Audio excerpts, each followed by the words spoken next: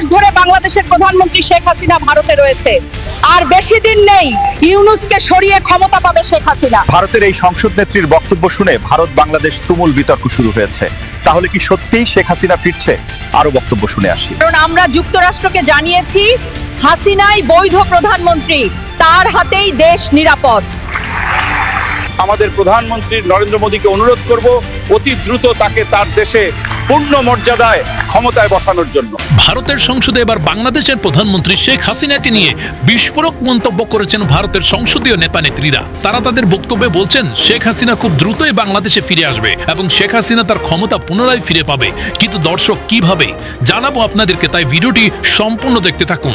আওয়ামী লীগকে ফেরানোর প্রেসক্রিপশন এসে গেছে ইন্ডিয়া থেকে এবং যুক্তরাষ্ট্র থেকে। আওয়ামী লীগকে ফেরানোর প্রেসক্রিপশনে কাজও শুরু করে দিয়েছে বাংলাদেশ সরকার, এবং সেই ক্ষেত্রে তিনি কৌশলে বাংলাদেশের বর্তমান অন্তর্বর্তীকালীন সরকারকে দোষারোপ না করে সরাসরি অভিযোগের তীর এবং দোষারোপ করেছেন সেনাবাহিনীকে দোষারোপ করে যে স্ট্যাটাস হাসনাত আব্দুল্লাহ বললেন এবং সরাসরি বললেন তাদেরকে অফার দেওয়া হয়েছে আওয়ামী লীগকে ফেরানোর জন্য, আওয়ামী লীগের সঙ্গে সমঝোতা করে আগামী নির্বাচনে অংশগ্রহণ করার জন্য। হাসনাত আব্দুল্লাহদের আগে আরো একাধিক রাজনৈতিক দলকে এই প্রস্তাব দেওয়া হয়েছে, তারা মেনেও নিয়েছে।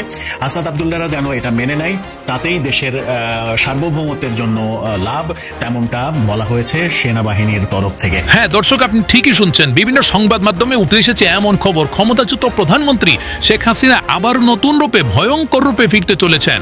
দেশে দুর্নীতি, চাঁদাবাজি, জননিরাপত্তা সহ নারী ধর্ষণের মতো এরকম সহিংসতা ঘটনার কারণে সাধারণ জনগণ আজ সবাই বলছে শেখ হাসিনা আমলেই আমরা ভালো ছিলাম, শেখ হাসিনাই দেশের একজন উপযুক্ত প্রধানমন্ত্রী ছিলেন। গরিব মানুষকে আপনারা পথের ভিখারি বানায় দিবেন। বর্তমান বাংলাদেশের মানুষ কোনো দিকে শান্তি নাই। আওয়ামী লীগের সময় ভালো ছিল, আমি এখন ভালো নাই। ছাত্ররা নামে কিছু কুলান্ডার বাংলাদেশ অস্থিতিশীল করবেন।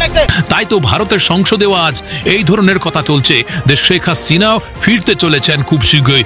ভারত এই নিয়ে কাজ শুরু করেছে এবং ডোনাল্ড ট্রাম্পের সাথেও বৈঠক করে ফেলেছে তারা। তাহলে কি সত্যিই ফিরতে চলেছে?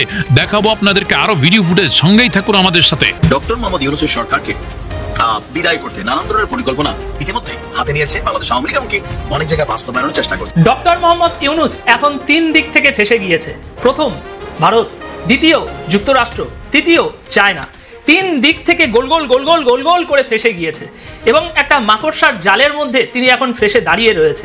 কিন্তু এই মাকড়সার জালের মধ্যে ফেসে গিয়ে মোহাম্মদ ইউনূস এখন ছটফট করছে। আজ 11 মাস ধরে বাংলাদেশের প্রধানমন্ত্রী শেখ হাসিনা ভারতে রয়েছে, আর বেশি দিন নেই ইউনূসকে সরিয়ে ক্ষমতা পাবে শেখ হাসিনা। দর্শক, আজকের এই ভিডিওটি আশা করি আপনাদের কাছে ভালো লেগেছে, তাই বেশি বেশি শেয়ার চাই। এই ভিডিওটি বেশি থেকে বেশি শেয়ার করে সকলকে দেখার সুযোগ করে দিবেন।